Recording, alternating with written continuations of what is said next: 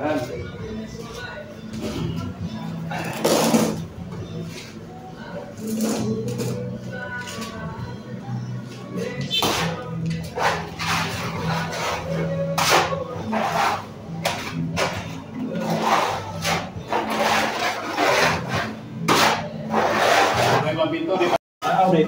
Ito po yung aking gagawin ngayon. Halo po ito ng skip coat. Yung skip coat, yan.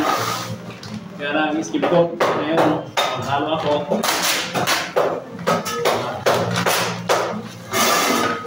Halo po natin itong tubig. Lahat lang po nahaluin natin. Tapos ito yung palitan na gamitin ko. Sakit ng balde ito. Yan ang ginagamit ko dito sa kanan skip coat ako. Para dito sa mga rack. Ito kawayan kasi wala akong mga magamit. Kaya ginagamitan ko lang itong kawayan. Ayan. Kawayan lang ang ginagamit ko pang halo.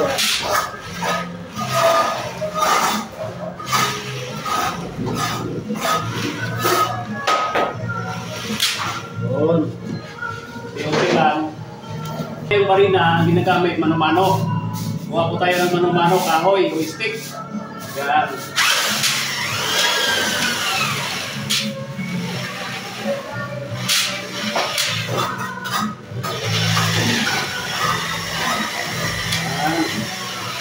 Gano'n lang ang paghalo dito sa skip coat.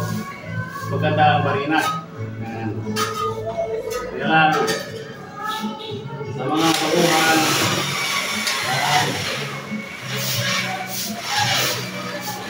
Dito naman ang gagamitin ko. Tapos, dito naman sa wall, yan yung pag-ibig sa walling, mga ganito mga wrap. Kailangan muna natin ang padaanan ng roller. Basahin muna natin ito para kapit na kapit yung skip coat. Yan. Padaanan po natin ito ng tubig. Yan. Yan ang para sigurado didikit yung skip coat. Yan. Ang gagamitin ito. Ganon ang proseso sa pag-skim coat. Kasi yung iba hindi na dinaanan ng tubig, dito na skim coat. Kaya sa mga baguhan, ito yung tamang gawin natin para kapit na kapit yung skim coat. Paggulungan natin ng roller, tubig. Ayan. Ayan. Pag napagulungan na yan, saka natin ito, gamitan ito na ito yung ginagamit ko. Takip ng balde. Yan. Para dito sa pag-gamit ito. Yan. Ganyan o. Yan ang unarap ko.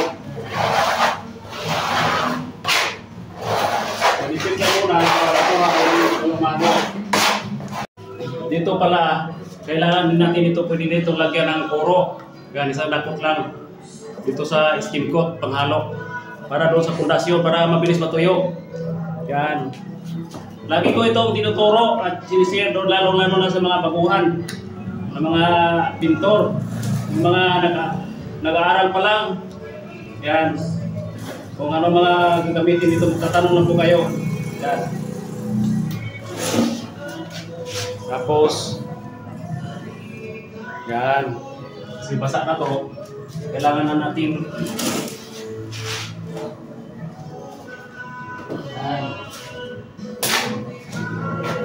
pwede vertical, pwede horizontal. Yan. May siminto.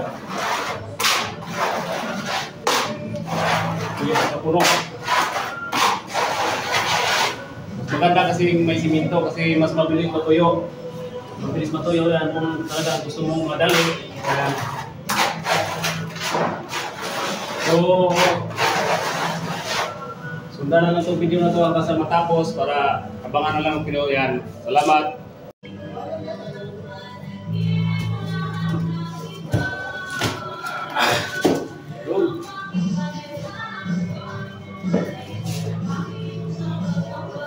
Ang iba, marunong ba makaliwa?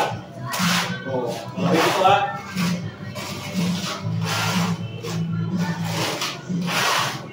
Kasi lagi ginagamit natin itong kanan. Kaya minsan gagamitin din natin yung kaliwa.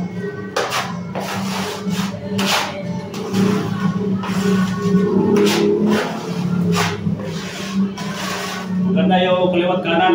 Kung kanan.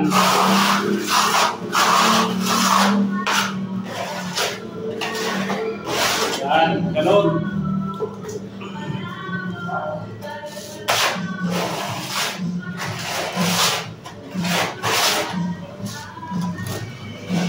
Ano ba yung bawang magkaliwat ka na? Oo. Kaliwat kanan yan.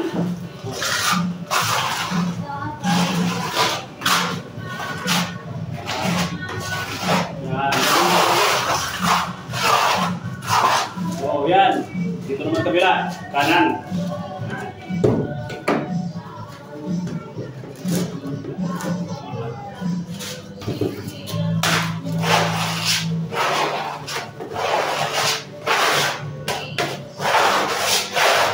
Yan, mga pabilisan lang yung mga ginagawa. Marami mga nag-skip ko dito. Mga bago pa, ganito lang ang gawin nyo. Yan.